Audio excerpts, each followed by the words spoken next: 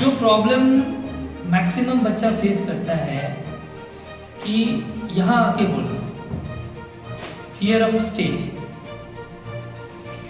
Maximum को तो जैसे अभी मैंने पूछा आप लोगों में से कौन कौन अच्छा है पढ़ने में, तो मुझे पता भी है कि आप लोगों में से कौन ज़्यादा अच्छा है। ये ऐसा कुछ भी नहीं है कि कोई खराब है, ठीक है, लेकिन कंपैरिजन क्या है कि उसके मुकाबले वो ज़्यादा फोकस किया हुआ है, उसको ज़्यादा आता है उस टॉपिक के बारे में।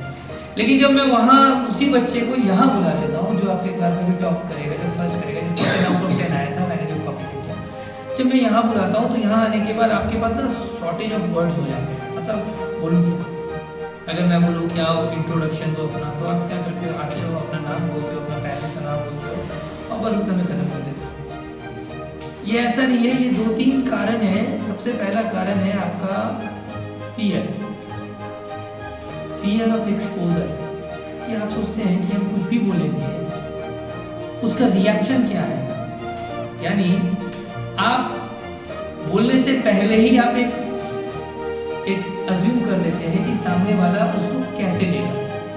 आप सोचते हैं कि हम बोलेंगे हम डॉक्टर बनना चाहते हैं, तो मेरा जो दोस्त है तो बोलेगा बस बड़ा डॉक्टर बनेगा, ठीक है।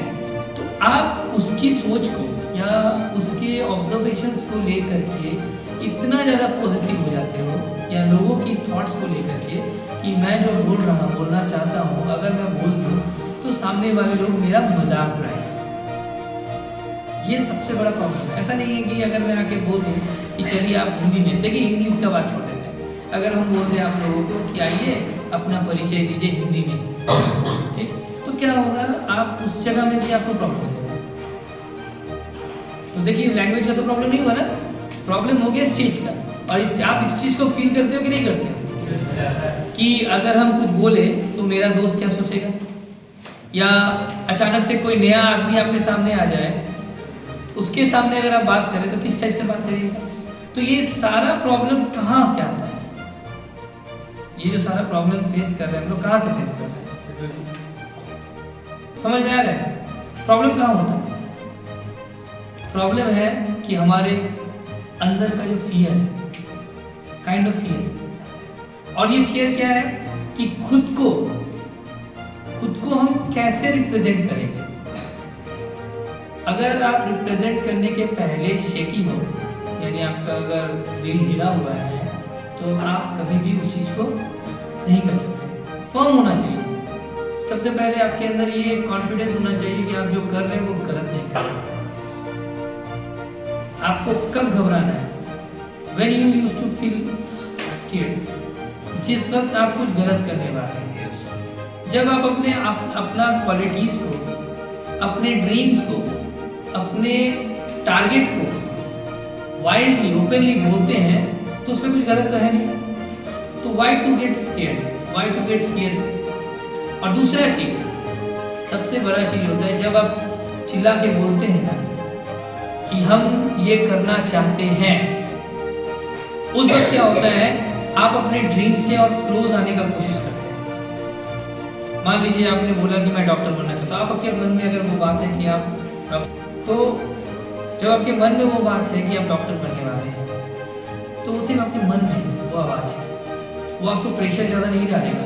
लेकिन जब आप उसी बात को 100 लोगों के बीच में बोलते हैं तो वो बात आपको प्रेशर डालेगा, और जब आप वो बात आपको प्रेशर डालेगा तो आप ऑब्वियस है कि उसके ऊपर ज़्यादा फोकस करिएगा, ज़्यादा काम करिएगा। बात समझ में आ रही है। तो सबसे पहले ये स्टेज का जो फियर है, यानी आप यहाँ आके जो बोलते हैं, जो डरते हैं, उस डर को उड़ा दीजिए, हटा दीजिए, अपने मन से हटा दीजिए। क्योंकि यहाँ का नहीं बोलने का सबसे बड़ा रीज़न है कि आप खुद को फेलियर मानते हैं। आप सोचते हैं कि हम जो करेंगे वो गलत ही होगा, और अगर आप ऐसा मानोगे तो आप कभी भी ऐसा नहीं करोगे, ठीक है। तो सबसे इम्पोर्टेंट बात क्या हो गया, अब मैं सबको एक एक करके बुलाऊंगा और मैं देखूंगा कि क्या आपके अंदर वो फियर अभी भी है या नहीं है। समझ में बातें समझ में आ गई, क्लियर है। किसी को कोई क्वेश्चन है तो आप पूछ सकते हैं। कोई क्वेश्चन नहीं है, समझ में आ गया कि क्यों हम लोग नहीं बोल पाते। इंग्लिश चलिए, इंग्लिश का हो सकता है कि हमने बोला नहीं है, हिंदी तो हम बोलते हैं, लेकिन यहाँ आके नहीं बोल पाते हैं। यहाँ आके नहीं बोलने का सबसे बड़ा कारण वही है कि हमारे अंदर एक कहीं ना कहीं झिझक, शर्म और डर है। ऐसा नहीं कि हम लोग को बोलना नहीं आता, ठीक है? समझ में आ गई बातें?